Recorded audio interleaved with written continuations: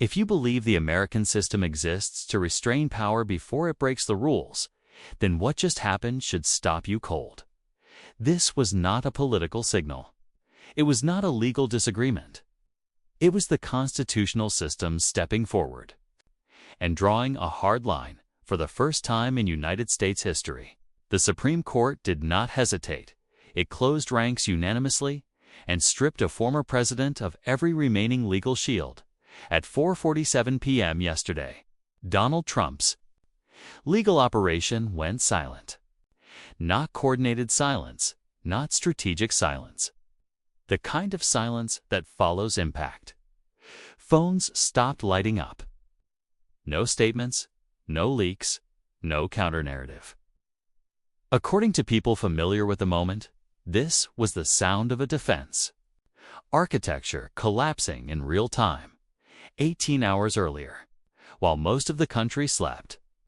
The Supreme Court of the United States issued a ruling that was not incremental, not cautious, and not reversible. In a single sweep, it dismantled every legal protection Trump had constructed over 3 years. Presidential immunity, executive privilege. Procedural delays stretched across 4 criminal prosecutions and dozens of civil cases, gone, let that. Land in 247 years of constitutional history, the court has never done this to a former president. Not Nixon, not Clinton, not anyone. This was not a trimming of authority. It was a full removal of cover. And here is the detail that froze Washington.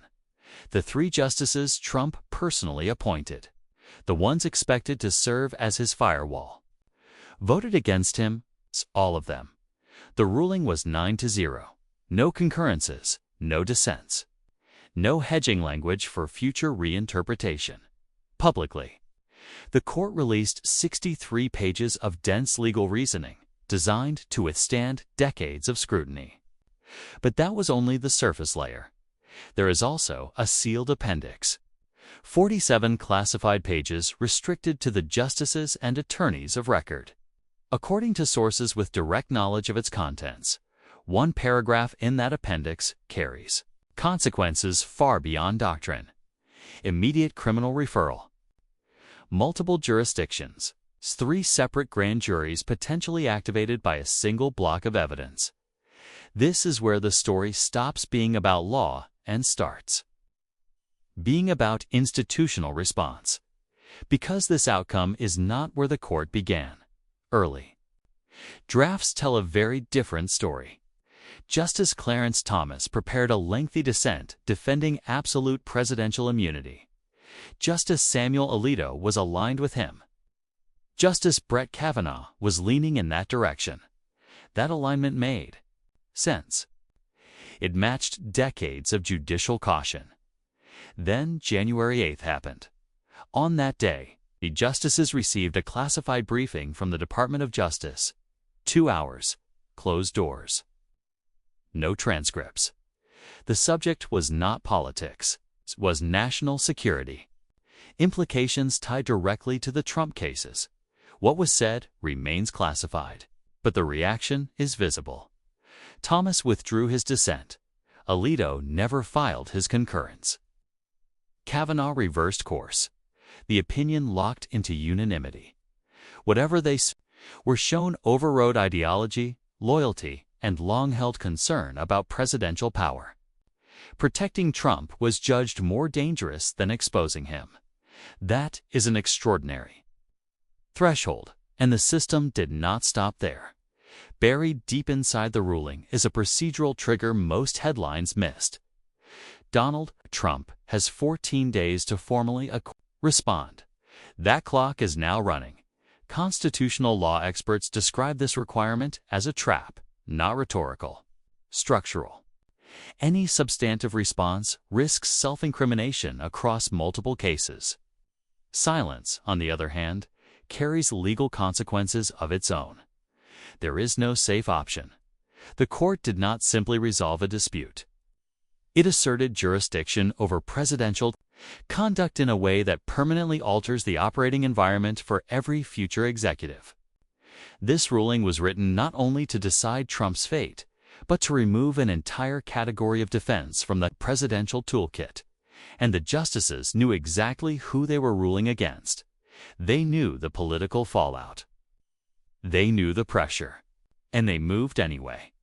Which raises the question Washington is now circling, but not yet asking out loud. What did the court see that convinced it the risk of inaction was greater than the risk of confrontation? The answer begins with how the system walked itself into this corner, slowly, methodically. The first and most consequential mistake was overplaying presidential immunity. In February 2024, the D.C. Circuit Court rejected Trump's claim of absolute immunity. The ruling was narrow, precise, and explicit. The theory did not hold. At that moment, Trump's legal team still had options. They could pivot to factual defenses, narrow exposure, protect time. They chose none of that. Instead, they filed an emergency application to the Supreme Court. The expectation was familiar. Delay hearings. Maybe even a favorable ruling from a conservative majority. What they got was silence. For 11 months, the court said nothing. No schedule, no arguments, no leaks. Trump's lawyers interpreted that silence as internal. Disagreement, they were wrong. That silence was alignment. The court was not debating whether Trump deserved protection. It was constructing an opinion designed to close the immunity door permanently, not just for Trump, but for every future president tempted to use it. This was not case management. It was institutional housekeeping. The second mistake was assuming prosecutors had already revealed their strongest witnesses. They had not.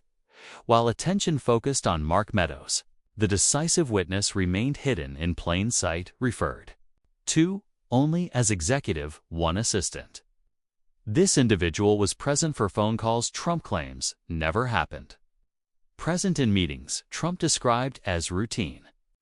According to court records, this witness kept contemporaneous handwritten notes dated, time-stamped, and exhaustive. 917 pages, minute by minute, documentation of the panic inside the White House as January 6th spiraled out of control. That kind of evidence does not argue. It accumulates, and at that point, the fight stopped being about interpretation and started becoming about exposure. The third mistake was geographical, and possibly the most damaging of all. Trump's team treated Georgia as a sideshow, while attention stayed on federal prosecutions. The Fulton County District Attorney was building something structurally different, a state-level racketeering case. Same conduct, same witnesses. Same timeline. Here is the trap they missed. The Supreme Court's ruling did not limit itself to federal court. It explicitly stated that the immunity analysis applies equally to state proceedings. One sentence, every plan Georgia defense erased instantly. The trial date prosecutors have pushed for is April 15th, and unlike federal convictions, state convictions cannot be wiped away by a presidential pardon. There is no override, no emergency lever. Once that clicked into focus, pressure multiplied. Then came the fourth mistake, neglecting the civil side while Trump's legal operation prioritized criminal exposure. Massive civil judgments waited quietly in the background. $83 million for defamation, $454 million for financial fraud in New York. Those judgments were stayed largely on arguments tied to immunity and executive privilege. The Supreme Court erased those arguments in a single stroke. Asset seizure can now begin within 30 days. Commercial properties, accounts, leverage shifts from litigation to enforcement at this point.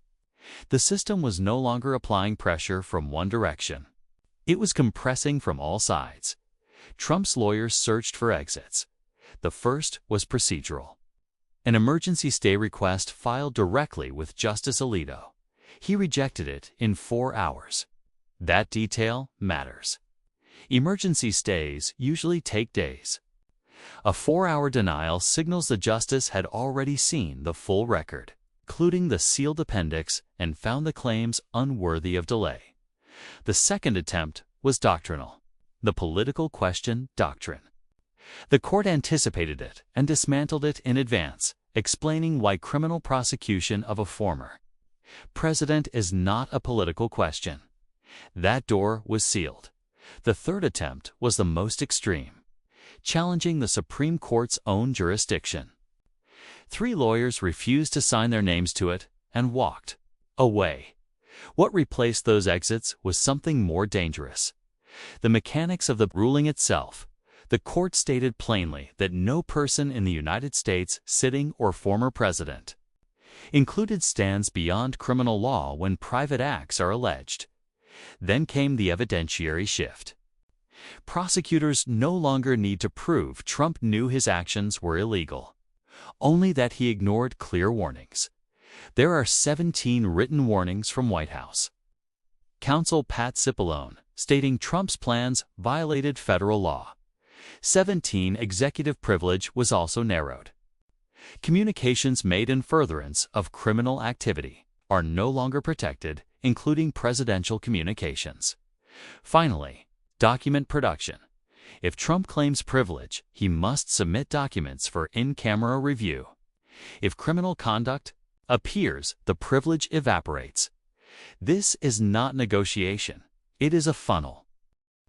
Once you see how these mechanisms interlock, the broader picture becomes unavoidable. This is no longer a single defendant facing isolated cases. This is a system synchronizing its levers: criminal, civil, federal, state, each reinforcing the other. At this stage, timing becomes the weapon. February 7th is the first collision point. Document production. Trump must comply or refuse. Compliance risks turning documents into evidence across multiple cases. Refusal risks contempt and obstruction.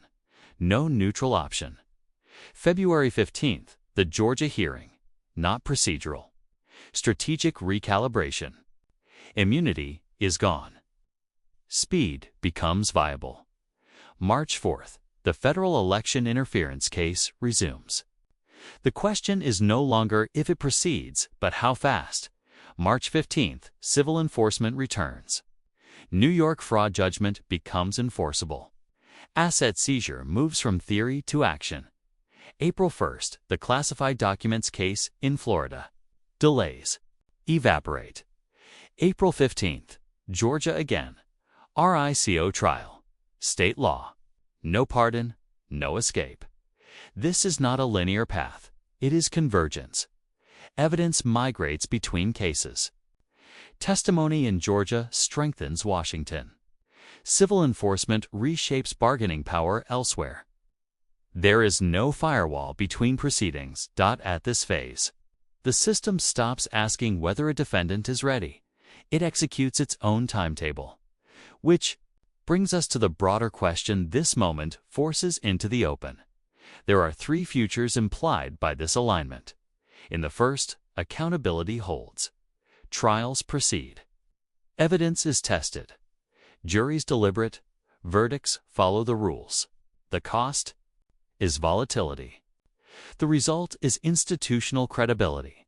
In the second, accountability collapses. Pressure overwhelms process. Cases unravel. No verdict arrives. The precedent is absorbed quietly. Power can outlast law. In the third, the system fractures. Federal and state rulings diverge. Legitimacy becomes conditional. Law becomes contested terrain. History offers examples of all 3.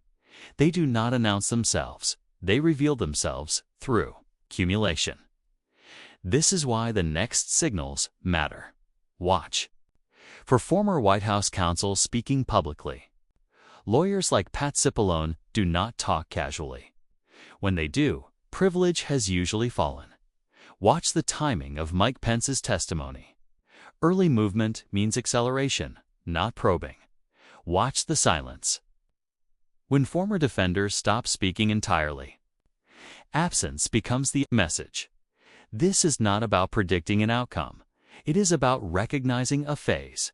Change. The institutions have aligned their tools. The calendar is advancing. The pressure is compounding at this point. The most consequential decision may no longer belong to prosecutors or judges. It may belong to the defendant himself. Does Donald Trump choose to operate inside a system that has stripped away his protections? Or does he decide confrontation is preferable to submission?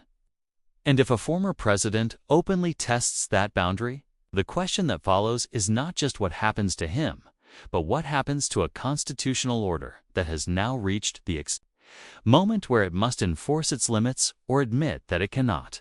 Because systems do not get many moments like this. They either hold or they reveal where the line truly was all along. Thank you for listening. If this breakdown helped you understand what's unfolding beneath the headlines, share your perspective in the comments. Hit like, subscribe, and turn on notifications so you don't miss what happens next. Because this story is no longer slowing down, it's accelerating.